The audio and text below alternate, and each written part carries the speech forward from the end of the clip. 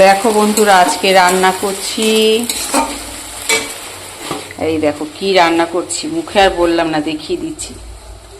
কি বলো তো এটা?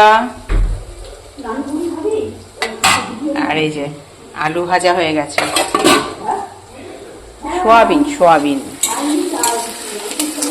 মশলাটা না আজকে বাড়তে ইচ্ছা করলো না, সব কুচিয়েছি।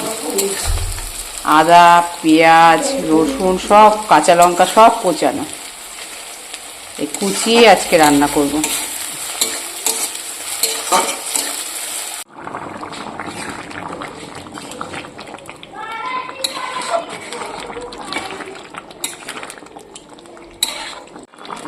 এই দেখো আমার সয়াবিনের তরকারি প্রায় হয়ে গেছে, টকবক করে ফুটছে।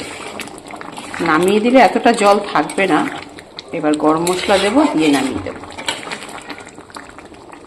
কেমন হয়েছে জানিও তোমরা।